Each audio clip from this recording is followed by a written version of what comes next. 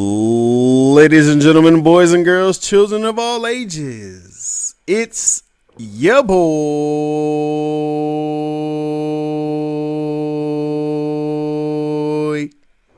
Two T's, and this is That's a Bet Podcast. What is going on, good people? You know, we do this every show, and I try to start the show off, you know, and just get it rocking and rolling, but I can't forget about introducing the greatest podcast co-host in the history of podcasts. And y'all know him by Will Judson, but I call him Willie Baby. Willie Baby, what's going on, Will? Feeling much better compared to last week. And for all you people that are watching us on YouTube, you can see I got my polo, my collar on, my collar shirt, and the collars might be a little bent up because I've been laying in my hotel bed all day with the shirt on. So you see the little polo on. It's the same polo that O.J. Simpson had on when he got arrested. Collars bent all up, no haircut, looking like he lying. Looking like he just stole something. Right. Looking like he just murdered somebody, man. You know it. Hey, but y'all know what that means, man. That means Will been in the lab. If he been laying in his work clothes, man, he got the worksman clothes on today. He got the collarbone collar on with the polo horse on his chest. He finna get it in. But man, I'm so hyped, man. Will, last week was actually a darn good week. I told y'all. What did I tell y'all about flu game, Will? What did I tell y'all? 7-2 on the picks, man. It was crazy. I mean, literally, and the two bets we missed were like some fluke type of plays. I mean, I couldn't believe they missed. I mean, it was literally I think the main one was the what was the pick we missed last week there? Oh, the Dallas Cowboys -3, them losing to the Packers by 10. What was that other one? The other one I think was the I'm looking right now. I think we took, because it was one that we took together too, bro. It was Chicago. Yes, idiots. The Bears. Yep, it sure was the Bears. And on the pod, I was like, man, I got a feeling these Raiders might do something crazy or something. I think I might have texted you, though. I know what it was. I texted you after the podcast, and I said, you know what? I'm a little nervous about this pick because Chicago didn't travel to London until Thursday. Yep, that's exactly what you told me. Yep. And I said, look, when you go to London, it takes your body at least a few days to get adjusted to that time zone. I said, and then that's when you said, well, maybe we should look at the first half, but for Oakland. And so that's what you did. You took Oakland in the first half when I told you about that. Yep. Oakland came out and crushed them in the first half. Yep. Man. So. Yeah, it was crazy. I mean, literally, that's what we do, you know, Sunday morning, Saturday nights when we really, you know, start getting up to game time. You know, Will will drop me a little nugget like, man, did you know the Bears didn't travel to this day? And I'll be like, oh, really? And then my underdogs senses start going crazy. And that's how I came with, you know, one of my dogs of the day along with with the Denver Broncos. So, last week was wild, man. I don't know if you guys checked us out on Instagram, but me and Will went to the Falcons game in Houston. Well, I want to go ahead and get this elephant out of the room, man. The Falcons suck, man. Like, bro, I'm sitting at the game with Will and his wife, man, Kyrie, and my wife is there too. And literally, me and my wife are looking at each other, asking us like, "Babe, are the Falcons this sorry?" Like, what? We're literally staring at each other. And it just didn't make any sense. It was 17-16 middle third quarter. 17-16. And them jokers gave up 53 points, Will. 50 freaking 3 points. Dan Quinn. What the hell are you doing? You're like a shade of what you used to be in Seattle with the Legion of Boom. The message has gotten stale, man.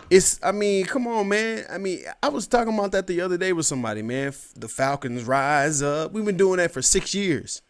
Man, we rose up one time in 6 years. And y'all still want that damn slogan. Like, come on, Coach Quinn. Like, you got to switch it up. Like, Will, I was so pissed. Let me tell y'all a funny story. Will was so pissed about the Falcons in that stadium. And y'all, look, so he wore Texans gear. I'm just kind of give y'all like a background. He wore Texans gear because he wanted to support his wife. You know, she's, Houston, from Houston, all that. So she was wearing Texans gear, right? Will, she was, Yep. so he had on his little Texans pullover. But by the fourth quarter, Will is standing up when Falcons make bad plays. Like, come on, man. It looked crazy, didn't it? With Texas gear on, and I'm literally looking at the guys behind him. One dude was pointing at Will like, hey, I got he action got on Texas gear, but see, they don't realize it. We had action on the game, man. Will, what did you have the Falcons wear?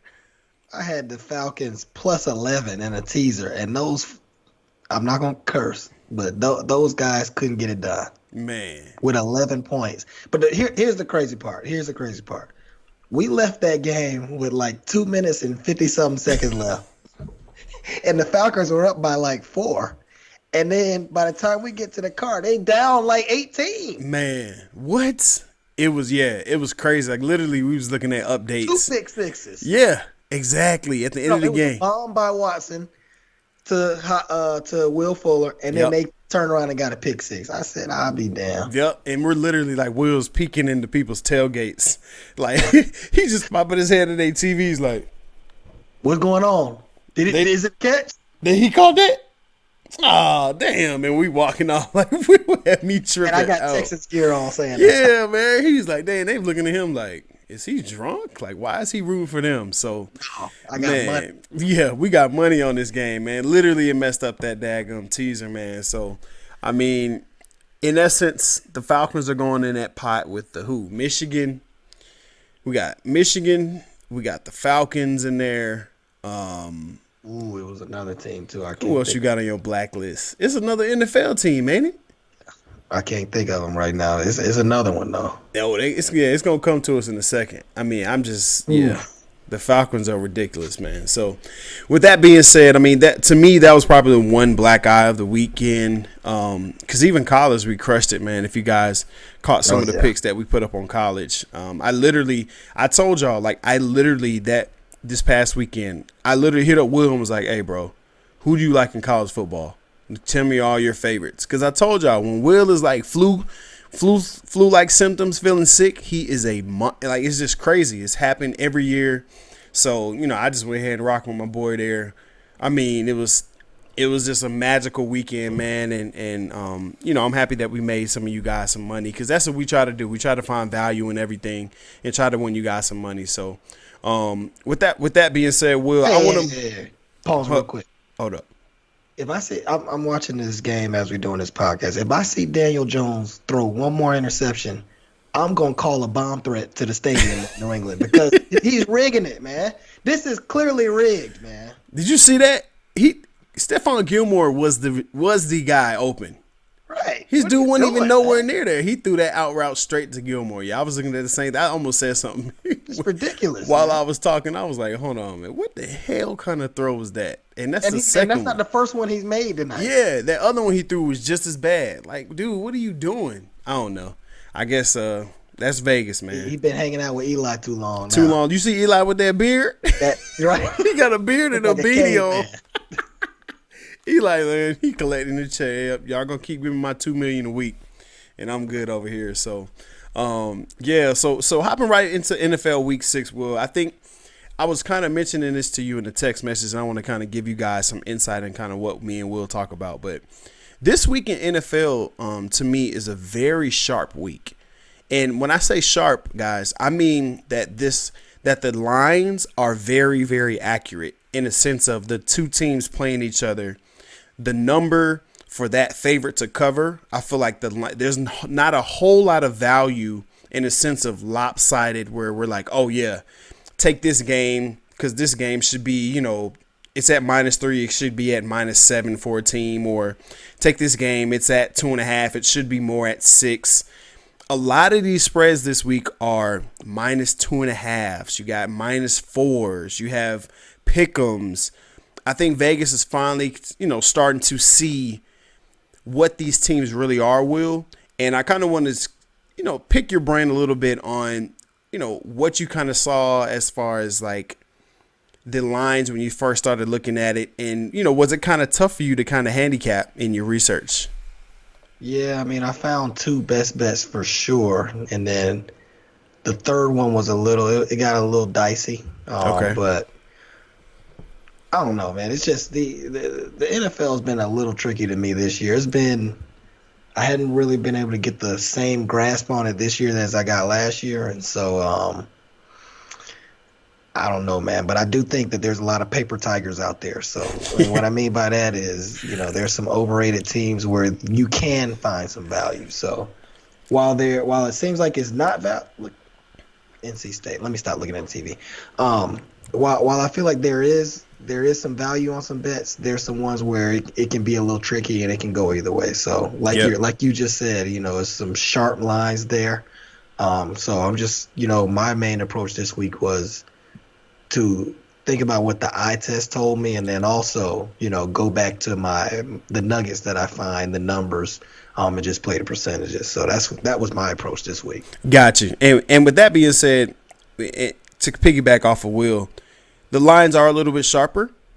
But hey, guys, why do you listen to the podcast? You got two sharps right here on your airways that can give you guys the best nuggets, the best options, the best leans. And if the game really needs to be passed, we're going to tell you guys just to stay away from it. So moving right along, Will, I want to jump right into our NFL Week 6 pack of picks, man. We're going to go through every game here. And, Will, let's go across the pond to start out. Let's go over to London.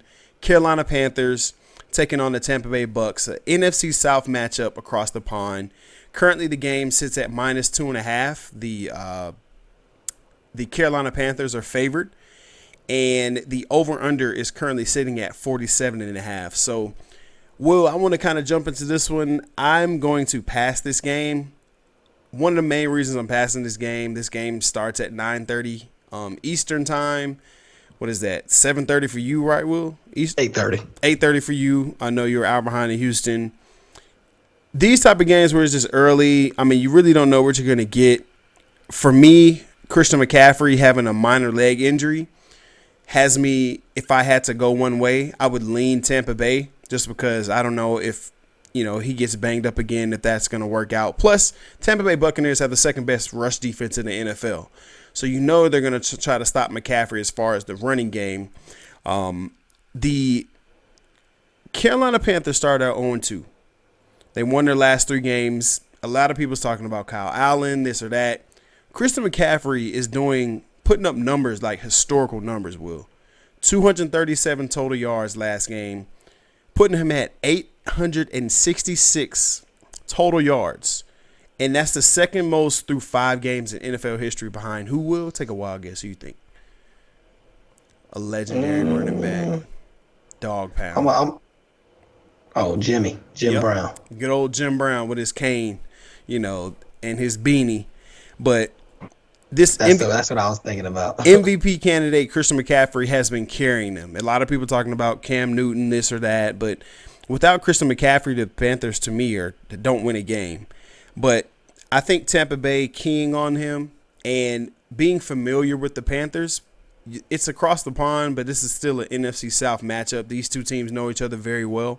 So I'm passing the game, Will. I think, Bruce Arians calling out his team, calling them soft, basically calling his whole, team last week in New Orleans that they played soft and none of them are physical, even though he had an offensive lineman that played with a broken arm. So I don't know if he was leaving him out of that statement. But for me, I think Tampa is one of those Dow Jones teams. They're up and down. They're up and down. They were down last week. The week before, they were up against the Rams. I think this week they're going to be up across the pond, change the scenery for them. It's a home game for them. So I would lean this game, the under, just because I think both of these defenses are pretty good. But I'm going to pass on this one, Will. You got any action on this one? I like the under 47.5. This is, to me, you talked about it a little bit earlier, so I'm going to keep this quick and keep it moving. This game, it's starting early. You said at 9:30 Eastern time, 8:30 Central, 6:30 Pacific time. So for these guys, I mean, both of these teams are from the East Coast, but I don't know how long. I didn't get a chance to see how long they've been out in London, but their body clock could be off because this would be like a morning game for them. And then you look at what these teams like to do. Carolina loves to run the football, especially since they got Kyle Allen under center now. But Tampa Bay, they got one of the top run defenses in the league. And in terms of running yards or rush yards per carry, Tampa's number one in the league. Mm-hmm. And then you look at the Panthers defense. They've been good against the run as well, and they're third right now in the league in net yards per rush attempt. So for me, this will be a slow starting game that'll be physical.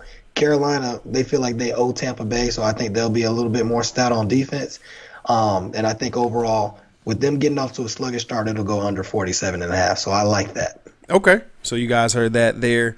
The London game, Tampa, Carolina, both of us kind of have a good feel for that under there. I'm leaning that way. I'm passing the game, but Will likes that under there. So moving right along, Will, to the game that I feel like everybody's going to be talking about again.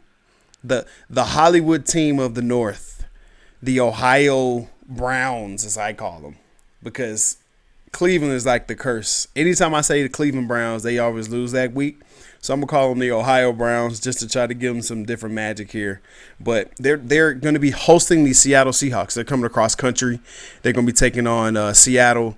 -2.5 the game sits. It opened up at about almost like a pick'em game. And then it had a lot of movement. All the money started flooding in on Seattle just because of the Browns' performance against the 49ers.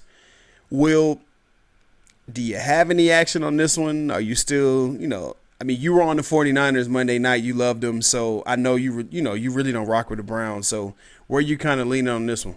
I go back and forth between fading and supporting the Browns. It just depends on what the line is and what the public perception of the Browns is from the week before. The NFL is a contrarian sport. We talked about this. You always want to be sharp. But for me, I'm taking the over 46.5. Seattle has looked good this year, but I've said it earlier on podcasts. I still think this team is overrated. They beat a bunch of teams that aren't any good. They beat the Rams. That's a pretty good win at home. They won it by, 1 point? But besides that, they hadn't really impressed me with who they've beaten. So I think Seattle is overrated, especially on defense. And the same thing goes for the Cleveland Browns. They have some good players on defense, but they still got a lot of injuries in the secondary. And so with Russell Wilson, who's been an MVP candidate this year, looking better than he's ever looked, throwing the ball. Tyler Lockett has stepped up as a big time player. I think that they will be able to, move the ball on offense in Cleveland. Also being able to see that blueprint of what you can do to beat Cleveland, I think they'll exploit that. And then Cleveland on the other side, they got too many athletes on that side of the ball to not play well 2 weeks in a row. So I think Cleveland will be able to move the ball. They're going to try to get their playmakers the ball. Now that offensive line is putrid. So it's no good, and that's been the biggest problem besides Baker Mayfield just being a turnover machine. But whether it's through turnovers or through just good football on the offensive side, I like the over 46.5. Okay. All right. So for me, Will, I want to start by playing a game with you, okay? Let's play a game called Name That Team. Between the Seattle Seahawks and the Browns, I'm going to give you some stats. You tell me who you think it is. So this team is 1-16 straight up and 4-12-1 in their last 17 games played in October. Name that team. That's Cleveland. Ding, ding, ding, ding. The Cleveland Browns. Here's another one. This team is, 2-15-1 straight up in their last 18 games at home after losing in their most recent home game. What team is that, Will? That's Cleveland. Ding, ding, ding, ding, ding. And this team has a quarterback who has 1,409 passing yards, 12 touchdowns, and no interceptions for this season. Name that team. That's Russell and the Seahawks. Ding, ding, ding, ding, ding. All right, guys. So you heard those three. Now let me give you another stat. Greedy Williams and the corner out of Ohio State. Give me his name again, Will. I'm blanking on his name. Number 21. 21, guys. I can't think of his name Y'all either. tell me it too. Well, let's put it this way. Their top two corners are still questionable for this week. I know what it is. What is it? Denzel Ward. Yes, Denzel. My man. My man. Denzel Ward. So they're questionable still for this game. Everybody, when you look at Seattle, is always talking about the run game. Chris Carson, they're going to put it in his belly 50 times a game. But Seattle realized that if they want to go back to where they were previously to Super Bowls and those type of runs, they have to give their best player the football and have it in his hands all the time. Their best player is Russell Wilson by far. Russell Wilson is having an elite year. He's been an elite quarterback, but for some reason Seattle didn't want to allow him to spread his wings and fly. Seattle, they're 7-1 straight up and 6-2 against the spread in their last 8 games played in the month of October. I'm just rolling stats off on this one because it's hard for me to get a pulse on the Browns, Will. I mean, Cleveland shook off a rough loss to Tennessee with the 23-3 win over the Jets, who are trash. Then they bounce back with a loss to the Rams, and then they come back and beat the Ravens, put up 40-25. But that Ravens game, you know what I mean? It felt like it still was like one of those games where, okay, the Ravens just aren't good, and I mean, you won this game, yeah, but you still really didn't show us nothing. So because of the inconsistency of the Browns and ultimately the inconsistency of Baker Mayfield, who has 8 interceptions already this season, which leads the NFL, only 4 touchdown passes. And last week, Will, he went 8 for 22, bro, for 100 yards and 2 picks in San Francisco. Quarterback rating of 1. It's horrible. I mean, it's bad. I mean, you can't get any worse than that. Let's get this straight. The backup quarterback that they brought in the game, he could have, and this is so embarrassing to say, the time that he was in the game, he could have spiked it every single time and had a better quarterback rating than that. Yep. Think about that. That's crazy. That's crazy just to think about that. So, for me, Will, I really, really want to bet this game. I really want to touch it. I want to get some more information on it. I'm leaning Seattle, though. I just think the gap between Russell Wilson and Baker Mayfield is just too wide right now. I think Russell can make plays with his feet to extend drives. He's not throwing interceptions right now. Cleveland doesn't have their corners. It sounds cool to be like, ooh, the Browns bounce back. That's what they do. They're 2-2. 1 game high, 1 game low. 1 game high, 1 game low. No, at the end of the day, at some point in football, you are what you are. Seattle has been very consistent. They've beaten pretty darn good teams to start the year. So I'm leaning to take Seattle, whatever that spread kind of settles at, whether it's -2.5, whether it's 3, anything under 4, I would like Seattle on the road as a road dog in Cleveland. So I'm leaning Seattle right now against the spread for that game, Will. And I just don't trust Cleveland, man. So the next game, Will, on the slate, and I'm curious to see what you like for this one. Philadelphia Eagles are traveling to the Minnesota Vikings. Now, guys, if you know anything about Minnesota Vikings, they are juggernauts at home. They just don't lose at home historically. I mean, they literally, I think, have lost 2 games under Mike Zimmer at home in his tenure. And against the spread, Will talked about it last week. He's one of the best coaches against the spread. What is he, second behind Belichick, correct? No, he's number 1. Oh, excuse me. Yeah. I stand corrected. Number 1. Yeah, Belichick, he don't really care about covering sometimes. He don't care about covering for real. So that game right now, Will, sits at -3. Minnesota's the home favorite there. And the over-under is 44. So for you, Will, do you have any action on this one? Yeah, I'm all over the Minnesota -3. That's my best bet of the week, probably the best bet for the last 3-4 weeks, I think. For me, this is a great spot for the Vikings, who are at home, and you talked a little bit about it. Mike Zimmer, he is 29-12-1 against the spread at home as the coach of the Minnesota Vikings. Wow. That Vikings defense is great, and we know they're playing at home, so they'll have the crowd noise. That's one of the loudest stadiums in the league. And for me, Philadelphia's offense has been up and down all year with some injuries. I don't know if Deshaun Jackson's coming back this week or what, but I just think that'll be too tall of a task for them in Minnesota. I like the way Carson Wentz has been playing, and he's actually starting to creep into the MVP conversation because he's been able to carry that team with all those injuries. But for me, as long as the Vikings and Kirk Cousins, well, not the Vikings, because everybody else around him plays well. As long as Kirk Cousins can just be just a functional NFL quarterback and not make mistakes, I love the Vikings. And, actually, I got a couple nuggets, but the first nugget is actually centered around Kirk Cousins. Do you know, Lockett, that in 1 o'clock Eastern starts, Kirk Cousins is 63% against the spread, 30-17-1. Wow.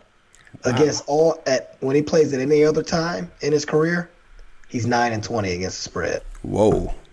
So I love that 63% is strong when it comes to betting. And then one more nugget. We talked a little bit about Mike Zimmer. Mike Zimmer, when playing a non-divisional opponent at home and his team is favored, is 18-2-2 against the spread. I love this one.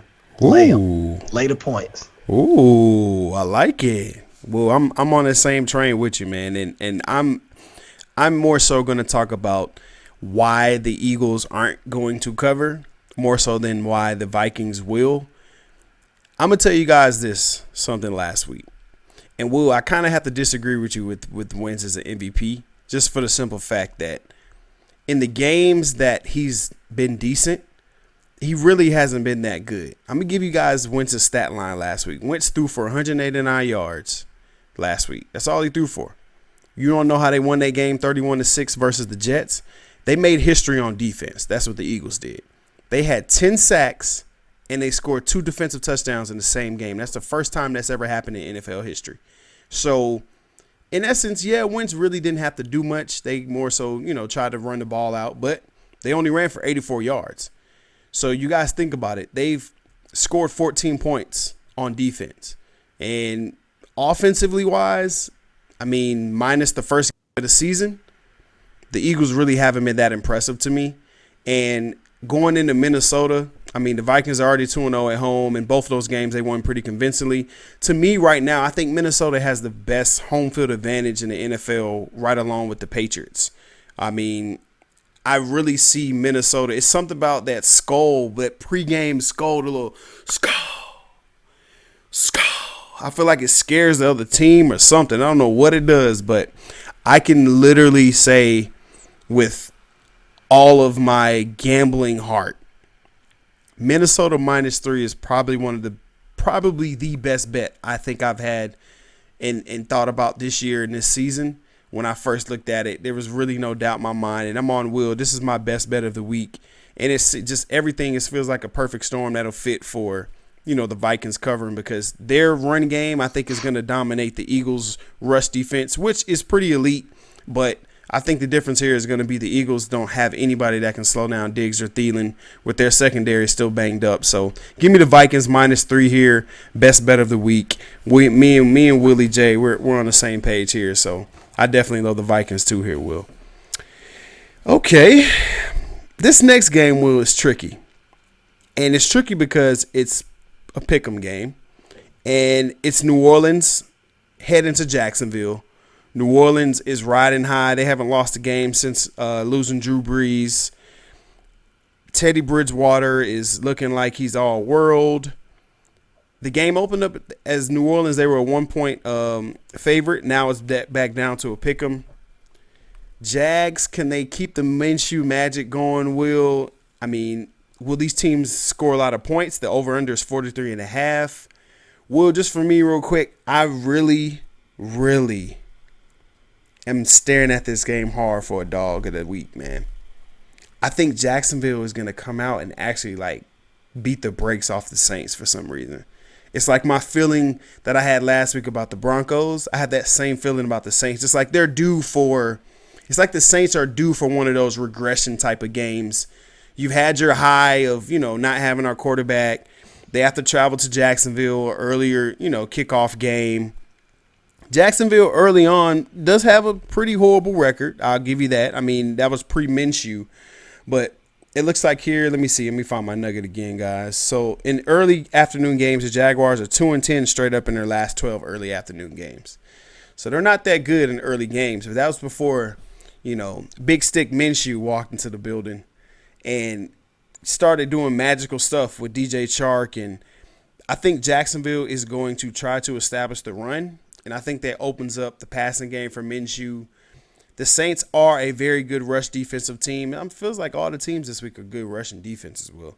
They're in the top 5 against the run, but that secondary is still shitty to me. PJ Williams going against any of those guys in the secondary, fantasy alert wise, whoever PJ Williams is covering is going to have a monster day.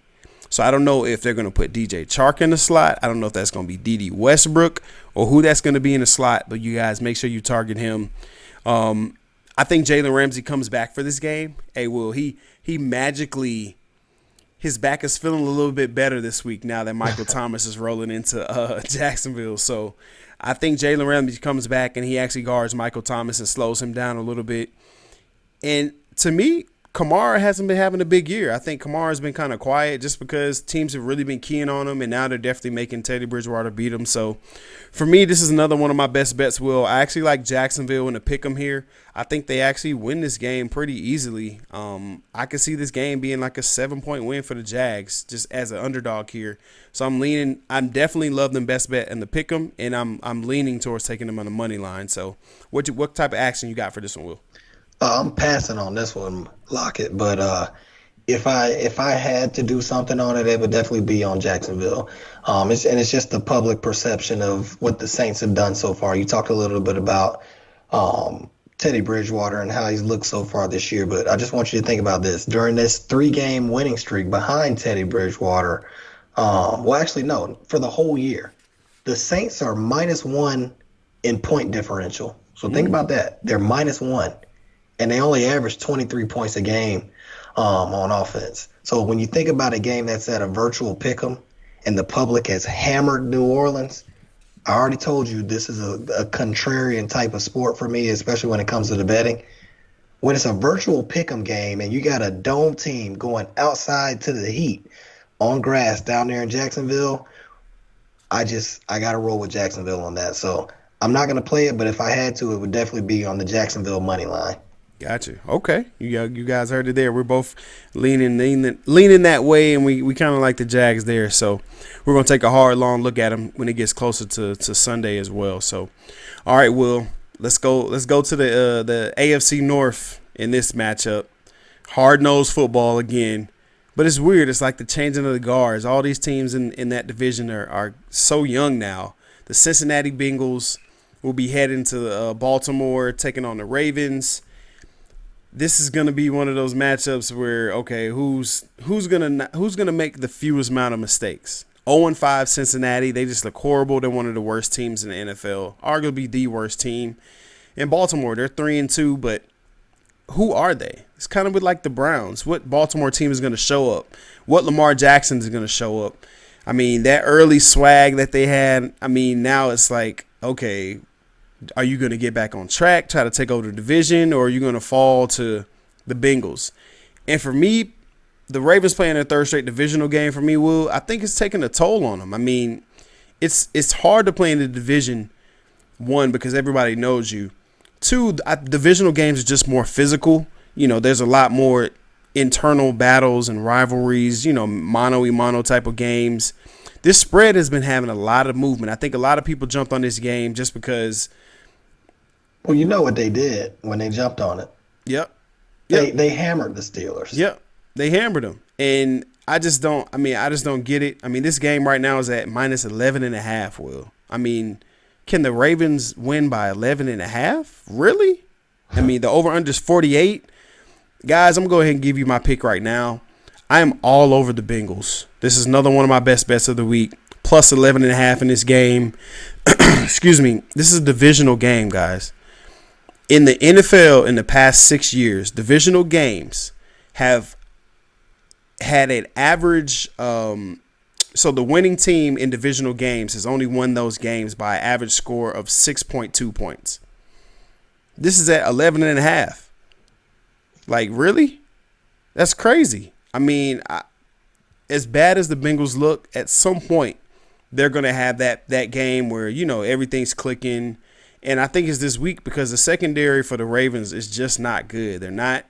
Ray Lewis isn't walking through that door. Ed Reed isn't coming through the door at any point. They just lost Tony Jefferson for the season with an ACL injury. That's a big blow for their defense. To me, the Baltimore is their number one rushing team in the NFL. They're going to try to exploit the Bengals' rush defense, which is last in the NFL. But to me, that's a running clock. That's that type of offense in this type of NFL. You have to throw it at some point, and Lamar is going to have to show me something. So I really love the Bengals plus 11.5 will, and I'm leaning the over 48. I think both of these teams are just going to be doing their thing because the total has gone over in the Ravens' last 4 divisional games. That just tells me that their defense isn't as good as it used to be. So give me the Bengals plus 11.5, and I'm leaning the over 48. The over. Where is it at now? Yeah, over 48. Yep. So Will, what you like for this game? For me, it's a pass. I just can't touch anything that have the Cincinnati Bengals name on it. I can't touch it, but if I had to, I will say this. I don't care where this game at. Actually, it does there is a point where the game is at, but for the most part in this situation, I don't care where the game is at. 11.5 points is too many points for the Ravens. I mean, when you think about who the Ravens have beaten, we've talked about this, the Cardinals and the Dolphins, and then, they lost to the Browns and the Chiefs. Mm-hmm. And then they sandwiched in a win last week against, the Steelers. The struggling Steelers, man. So you talked a little bit about it. Tony Jefferson is out of this game, who's a, great safety for the Ravens, but he's a great safety on a team that's, gives out 500 yards a game like it's hotcakes. So, I mean, for me, in a divisional – think about this, Lockett. Divisional – road underdogs are 10-5 against the spread this season. 10-5. So, with that being said, you think about, we just talked about these two teams, the teams that Baltimore had beat early in the season, and then when they slowed down and lost to the Browns and the Chiefs, you think about where are the Bengals in this spectrum. And for me, the Bengals are closer to the Cardinals and the Dolphins than they are to the Browns and the Chiefs. Yeah. And I'd say somewhere in the middle. So they covered in one game and they didn't cover in the other. So if I had to pick, I would say, take the 11.5, but I'm going to stay off of this. Okay. Cool. So Will, let's take a ride to a team we just saw with our own eyes. Houston Texans. They're going to be going out to Kansas City and taking on a high-power offense that last week looked very mediocre. I mean, what happened to Patrick Mahomes and that powerful Chiefs offense, Will? They opened the season with 10 passing touchdowns in his first 3 games. Now Mahomes just thrown 1 TD in the past 2. And that includes that 19-13 loss last week to the Colts that, I think somebody on this pod kind of called. I'm not going to say any names, 2 T's. But Can Kansas City get back on track, Will? Can they bounce back from this game? Just to give you a quick nugget, Will, before we jump into your handicap here. The Chiefs are 8-3 against the spread in their last 11 games at home after failing to cover in their most recent game. So they're a pretty good bounce back team here. So Will, what do you have on this one? You leaning passing or you betting? For me, the Chiefs, they have too many injuries on the offensive line, and Patrick Mahomes is a little gimpy. Look, by the way, we were watching that game last week. He's got the ugliest limp, man. He's got to do something about that limp. I mean, you can limp with a little bit more style than how he limps.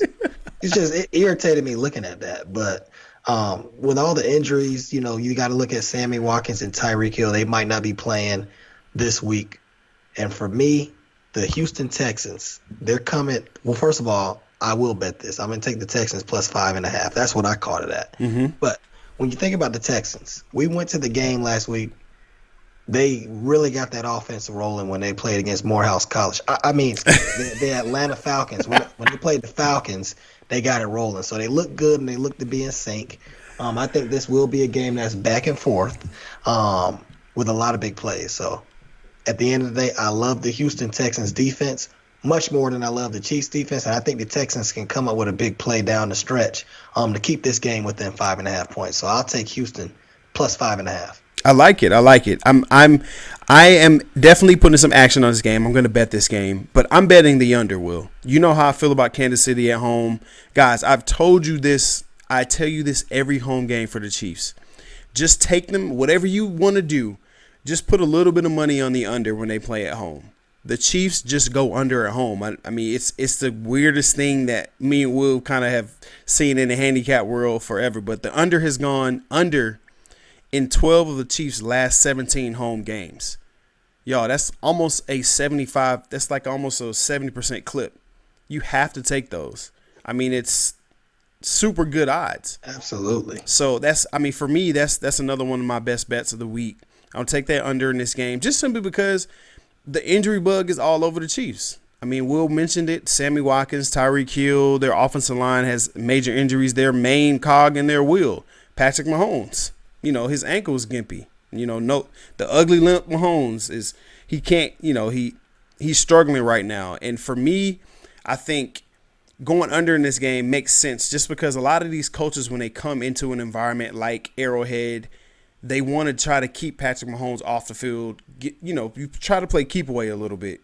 The Texans do have a high-powered offense, but I feel like Bill O'Brien is going to not try to go back and forth with this team, try to get an early lead, catch some field goals, try to pound Carlos Hyde, Duke Johnson. And I love the under in this game. To me, I think this game is going to be like a 27-23. It's going to make it tight. I think it'll be tight as far as going under, but I think this game does go under. That 56 total, which it is right now, I don't see that being that high at all. Now, if Tyreek Hill does come in play, I think we'll have to look at it and maybe live bet it. Tyreek Hill does change the dynamic of the game. And now, remember, guys, this is Thursday night, and as of right now, Tyreek Hill is pretty doubtful to play. But who knows? They may need him, and he may come back in. So that might be something to watch where I may just tease it at that point, the under, so we can get an extra 6.5, 7 points. But for me right now, the under in this game is one of my best bets. I'm taking that one, Will. And if I had to lean one, I would lean with you, Will, as well on the Texans at that plus. Right now it's +4, but maybe you can catch it by a point, get it at the +5. I think they can cover that on the road, especially after how they played against the Falcons. So I like both of those there. Will, let's go ahead and get Morehouse College out the way.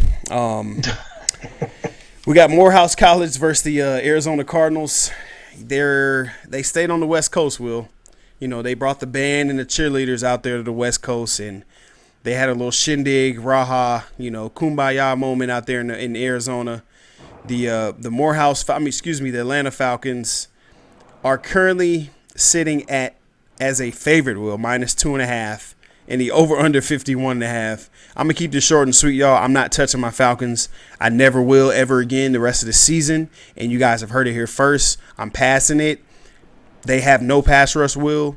I don't trust the defensive coordinator and Dan Quinn. The head coach and Dan Quinn. The defensive. Yeah, all the hats. I don't trust Dan Quinn, period.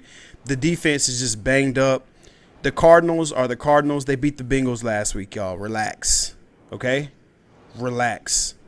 Kyler Murray had to run for almost 100 yards for them to even win the game. And guess what, Will? They gave up the lead. They should have lost that game. We were walking out of the Texans game when we said that. I said, Will, what? Will was like, man, the Bengals done came back. Luckily for us, they came back and it went over. We had the over in that game. But I'm passing this game. David Johnson has a gawky back right now. We don't know if he's going to play. The Falcons, I don't trust them.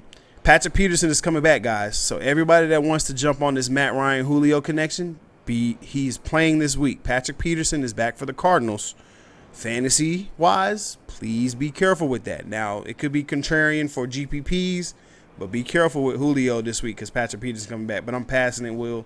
What you got on this game, man? What you think about these Morehouse Tigers? I'm out on this one, man. I already told myself I'm not betting the Falcons the rest of the year, man. They are fully blacklisted. I wouldn't touch them with a 10-foot pole. But I'll just tell the listeners a little bit about what's going on, man. The Falcons on defense are averaging giving up 30.4 points a game. That's ridiculous. Especially when you look at the head coach. He's supposed to be this defensive guru. You're giving up 30 points a game, man. He's a defensive boo-boo. That's what he is. Right. And they're going up against a Cardinals team that likes to go up and down the field with that fast-paced offense. The Cardinals, they're -38 in point differential. So you got a battle of two teams that are just inept, just to be nice. That's what I'm going to say. But I think that this total could go over if I did anything. But once again, I'm not touching it because you never know what will happen with the Falcons. So I'm passing this, but if I had to lean any kind of way, it would be the over because I like – if anything, I like both offenses and I like the pace of the game. So the Falcons, actually, when we were at the game, once the Falcons got, down by a lot of points, now I don't know if this is because they started calling, basic defenses that they're going against, or if it was, had something to do with the Falcons going no huddle. Yeah. So maybe the Falcons will do a little bit more of that this game, and you already know how the Cardinals operate, and it could, possibly push the game over. But like I said, I'm not touching it. Look, we're both. Y'all think we playing now? We not touching them. We not touching the Falcons no more. So every time you hear us betting on the Falcons, you can go ahead and expect to hear pass from me because I'm passing it. Every time we will Peyton Manning, we will Tom Brady the Falcons for the rest of the season. We are throwing that rock. So, the next game is one of the games, West Coast battle, NFC West. The 49ers 4-0 are heading to LA to take on the Rams. This game currently sits at -3. The Rams are favored in this game, which is kind of shocking that it opened up that way, especially after the performance the 49ers had. And the over-under is 50.5. San Francisco is 6-26, straight up in their last 32 games as a road underdog. San Francisco was 1-14 straight up and 4-11 against the spread in their last 15 games played in the month of October. Last week, the Monday night game, they snapped a 14-game October losing streak with that win Monday night, So, will the 49ers be the October 49ers that we've known for all this time? Or will they break the trend and start a new streak of winning games in October? What you like for this game? For me, this is a really tough one, but I'm gonna tell you, I'm gonna lean not Arizona, LA. I'm gonna lean the Rams in this situation. The reason why is because the 49ers have looked great. Mm-hmm. They were just a horrible matchup for the Browns. That's why they killed the Browns last week. But I mean, who have they beaten? The 49ers have beaten the Buccaneers, the Bengals, the Steelers, and then the Browns. I can't really hang my hat with a ton of support on them yet because I don't know what they look like with a good football team. They're going to be going against the Rams, who will be up for this matchup because they've lost 2 games in a row now, I believe. They've lost 2 games in a row. Yeah. They know if they want to get back, to have a chance to get to the Super Bowl, they got to start getting some wins together. So for me, I think the Rams will come out and what you're gonna see is back and forth up and down the field between 2 great offensive coordinators. I think the Rams, Aaron Donald and them up front will stop that San Francisco run. They're not going to be able to run that stretch run play like they've done on all these inferior teams. So I think the Rams will come out and play hard. I typically do not like to bet on the same side as the public because we know what the public is thinking here. They think the Rams are going to bounce back from how they played the last week, just like I just said, which is, pretty square. And then the other thing is they love betting teams that are, fresh off the Super Bowl. And that's what the Rams are. So you would think it was different because the 49ers are undefeated, but I think the public is sniffing out exactly what I'm sniffing out, and they haven't beaten anybody yet. So we're going to see how this plays out. So I would lean Rams. I just lay the points -3. I don't even care about the money line. I'm laying it. And then as far as the over the total, I take the over in this game. The reason why I say that, the Rams are 11-2 to the over at home after a close straight-up loss, 3 points or less. Ooh, okay. I like it. I like it actually a lot with that over. I am leaning the over as well in this game, I just think that the Rams' defense is what they are. You are what you've done. The last 2 weeks, the Rams are average. They're giving up 42.5 points per game, and they've only rushed for 55 yards per game in the last 2 weeks. Tampa Bay and Seattle. I mean, Seattle were world beaters on offense. Russell Wilson is playing amazing, but Los Angeles is 6-1 straight up and against the spread the last 7, as a betting favorite. So when they're the favorite, they kind of rise to the occasion and, minus the Tampa Bay game. But for me, are the Rams really that good? I mean, the 49ers, 4-0 for the first time since 1990. They're breaking a lot of trends here. They rushed for 200 yards per game, which is pretty darn good. You can run the football on people, then you're going to have a good chance to win.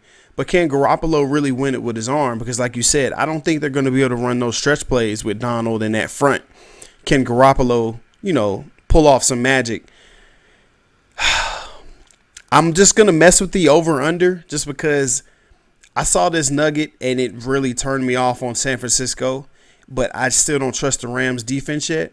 But San Francisco, Will, is 2-11 straight up in their last 13 games against the NFC West rivals.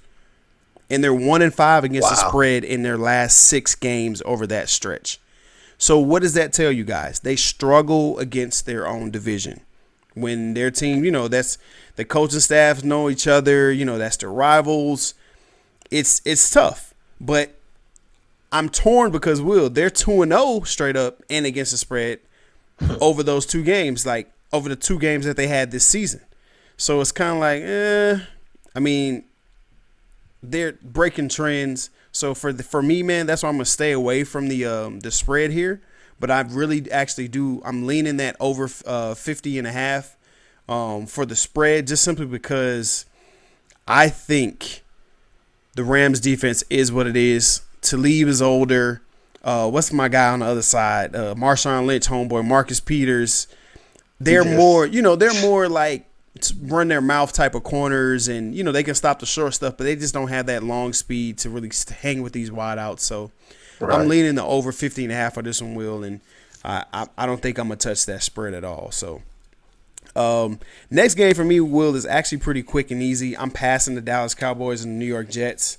That game, I don't trust Dallas after their performance last week. They're favored by -7.5 right now. It opened up at 9, so that tells me people are actually hammering the Jets to move that line down a little bit. And the over/under is 44.5. So I would lean the Jets just because Sam Darnold's back. I think he's going to be a shot in the arm, and he's actually going to help out Le'Veon Bell, I think, in this game, just because you'll have some threat of a passer to Robbie Anderson, to Jamison Crowder, to Le'Veon Bell out the backfield. But I'm passing it, Will. I just can't touch him, man. I don't trust Dallas. Like, y'all know how I feel about the Cowboys. The Cowgirls suck to me. So, Will, you got any action on this one? Absolutely not, man. I can't touch this game. There's too many unknowns, and the main unknown is the quarterback for the Jets. Yeah, he's coming back this week. He's more of a threat, but he's coming off a mono. I don't know where he's at with that situation, how he's going to be feeling. That's a major unknown. So for me, that's a pass. Yep. That's all I got on that one. Yep. And the next game for me too, I wanna take the under in the Miami-Washington game. I'm leaning that just because everything points to that. But my sharp mind is telling me don't touch that because I got a feeling these two teams have nothing to lose. They're going to come out here and be scoring. So you guys make sure, just watch for this Washington and Dolphins game. Will, that spread is currently at, let's see where we're at, because I think it's been having a lot of movement. It's at -3.5. The Redskins are favored on the road. Both these teams are 0-for. Washington's 0-5. Miami's 0-4. I'm passing on the game, but I'm going to continue to watch it a little bit harder. The over-under is 41. I think these teams can get over that, but these Nuggets right here kind of tell me differently. I mean, they're 2 bad teams. So the total, Will, has gone under in the Dolphins' last 3 games with an average combined score of 40 points, which is like horrible. The total has gone under in the Redskins' last 3 games versus the Dolphins with the average combined score, Will, an average combined score of 28.33. Let me say that again, y'all. The total has gone under in the Redskins' last 3 games versus the Dolphins. Who are the Redskins playing? The Dolphins, with an average combined score of 28.33. That's crazy. And the Redskins are 0-5 straight up in their last 5 road games versus the Dolphins with the average margin of victory or loss of 4.8. So they've lost by 5 points. So now you see where Vegas gets their lines from there, guys. The average margin loss of victory was 4.8. Right now the spread sits at -3.5. It opened up at 4.5. So I'm passing on it, Will, but my gut is telling me to run to this under, but my sharp mind is telling me to take the over. So I'm just going to stay away from it, man. You got any action on this one? No, I wouldn't touch this one with a 10-foot pole, but I'll say this. That's a low total at 41. It's really low. But think about this. I got another nugget for you. You talked about the under with these horrible teams. The weather for this game is expected. There's expected to be 12-mile-per-hour winds. Ooh. Since 2003, when the winds are 10 miles an hour or higher, the under has cashed at a 60% clip since 03. So That's pretty strong, and it makes me lean towards the under. And for all of our listeners out there, when you see a low total like this, just start thinking about it in this situation. When there's a low total, if you're going to bet anything, bet the underdog because low totals tend to favor the underdog. But it's the Miami Dolphins, so I'm not going to touch that. And if, like I said, it's a pass, and if I had to lean, I would lean to the under. Okay, got you there. Next game, Tennessee Titans traveling out to Denver. They're going to be a mile high. Will, you know about that air when you were traveling. It's thin out there. Broncos had a good win last week. We picked the Broncos as the dog of the day, and they went ahead and won it outright for us and covered. Big upset of the Chargers, which in my opinion really wasn't that big of an upset. The Chargers were struggling. They still are struggling. The Titans, who are the Titans? Are they dominating team versus Cleveland? I mean, it sounds like a repetitive theme on the show. It's a lot of teams that are up and down in the NFL right now. You don't know what you're going to get. I mean, they had a 14-7 loss to Buffalo last week. What? 14-7? I mean, is Buffalo defense that great? I don't know. It's a pass for me, Will, on this game. I would lean the over. Again, that 38.5 is like super low because right now, let's see, it's sitting. Let's see if it moved any. So it actually jumped up to 40.5. They had some line movement, and the Broncos are favored -2. I would lean the over in this one, the 40.5, but neither one of these teams really excite me when I'm putting my money on them, so I'm gonna pass on that one. You got anything?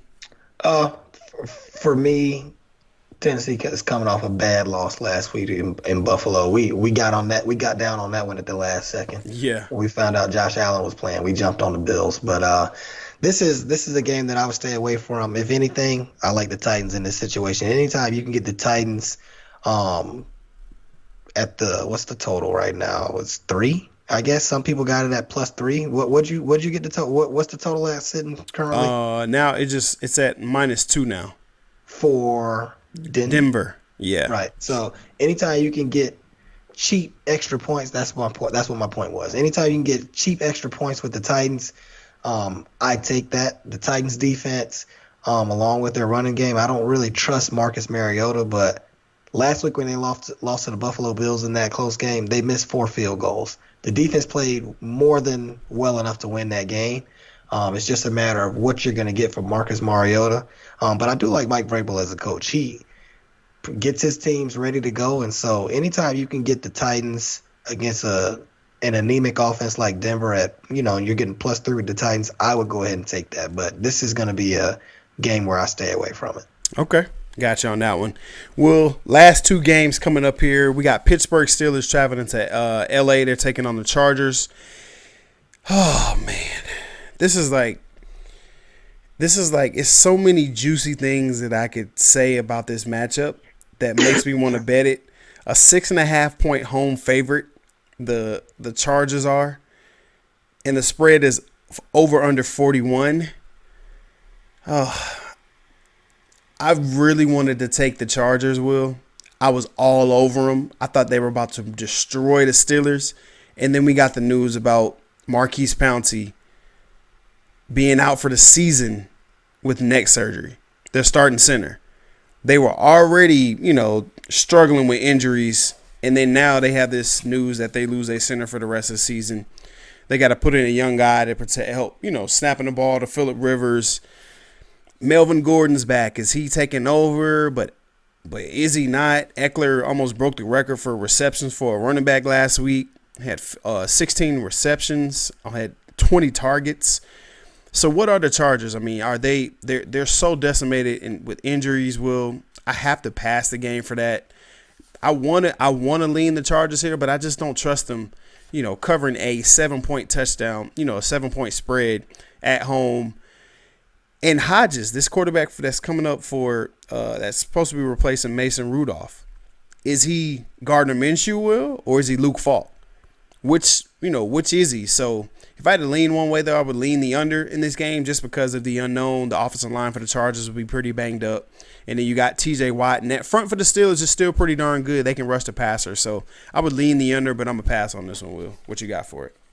You said it. There's too many unknowns in this game, and the biggest unknown is the quarterback, Devlin Hodges. I never heard of him.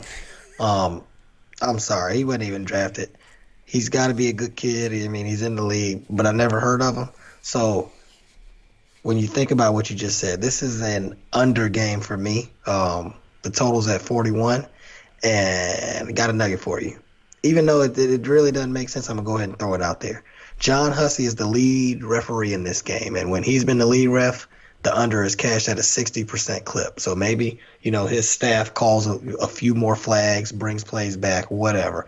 But with an unknown at quarterback and that referee in this game, all the injuries the Chargers have, and then the Steelers, lost, or was it Pouncey that the Chargers lost, or the Steelers? No, the Chargers lost Pouncey. Yeah, okay, because they're both playing again. Yeah, so yeah, I would lean towards the under in this game. Yep. So we're on the same wavelength on that one pretty much. Last game of the slate, Monday night game, and Will, I mentioned this to you, but right before we came on there, this is probably right up there with one of my best bets of the week. I think this game has great value.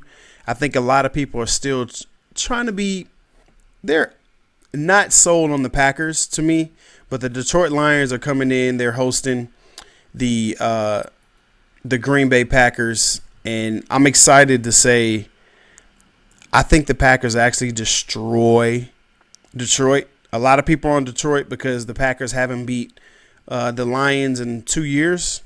They're 0-4 in their last 4 matchups straight up. But I think the Packers are just a better football team, top to bottom, defense, offense. They can run the ball now with Aaron Jones. They're going to get Jamal Williams back. I just got news, though, that Devontae Adams probably isn't going to play. But you still have Aaron Rodgers there and those guys. I think the tight end, Jimmy Graham, is going to have a big game. Detroit gives up the most passing yards to tight ends. And for me, the total as well. It's over under right now, the 47. I like the over in this one. I think the Packers can really do some things now. Now that Aaron Jones has got going, Matt LaFleur, I told you guys at the beginning of the season, is the best play action OC in the NFL scene the past 5 years. He can really get his play action football going. And I think that's going to be the difference in this game. I think Detroit is a pretty good team, but I think everybody gets up for the Chiefs. And they kind of played out of their league a little bit in that game. I mean, they barely, they tied the Cardinals, who were horrible. That kind of shows me who they are. So for me, this one, Will, I'm betting the Packers -4. I think they win this game in Green Bay by a touchdown. And I think it's actually not going to be that close. I would love to parlay the Packers, the Vikings, and also do the I don't know what team I'm going to throw in there yet. I think I'm going to throw the Jags in there as well in a 3-team parlay. But give me the Packers -4, Will. I like that bet. What you like for this game? Yeah, this game, man, it started out at the Packers at 6, and it got bet down to the 4.5, 4 range. The public, they just can't lay off of the lure of Aaron Rodgers at Lambeau Field in the night game with Green Bay, especially coming off that win in Dallas. So for me, I would probably pass this game, but if you make me bet on it, I would bet Green Bay just because of how Green Bay has handled Detroit Lions over the years. It's just, playing at Lambeau, I think that's too much of a tall task for the Lions. So I would take Green Bay to beat them by more than 4. And also think about this. I talked about how the line moved. When divisional road underdogs see a line move of 1.5 or more in their favor, which is this year, Detroit +6 to +4.5. They've covered 56.3% of the time. So that's really not something that makes you jump, right? That's not even, you're not even really making money, at 56%, right? That's true. And then also think about this, and this is on the other side for the people that like the Detroit Lions. Home teams have only covered 46% of the time with Cleet Blakeman as the lead ref, and that's who's going to be the lead ref this week. Cleet. Right. So the total has stayed the same. So for me, if anything, you can't really look at the numbers and figure anything out. So for me, I got to lean on Aaron Rodgers with the public. So I would take the Packers -4, 4.5. And there you have it, guys. That's our full slate. We broke it down for you. Guys, I must say this. I'm sorry. I didn't do any housekeeping, any cleaning service, any maid service before we started. So you guys can follow me at Lockett 2Ts on Instagram and Twitter. That's LOCKETT, the number 2TS. And Will, where can they find you on social media? Group 13 Sports. That's GROUP 13 Sports. All right. And then make sure you guys follow the podcast at That's a Bet Podcast on Instagram. We'll post all of our pics and videos on there and give you guys just some knowledge, man, that we drop. But hey, hold up. Will, you hear that, man? Yes, I sure do, man. That's that music again, man. You know when you hear that, guys, it means it's time to get out of here. So Will, go and take us home, man. Guys, it's going to be a big weekend. So remember, if you see a bet, make a bet. That's a bet. That's a bet. Hey, for 2Ts, that's Willie J. We'll see you guys next week on the NFL podcast. That's a Bet podcast. Hey, I'll let your boy, man. Peace.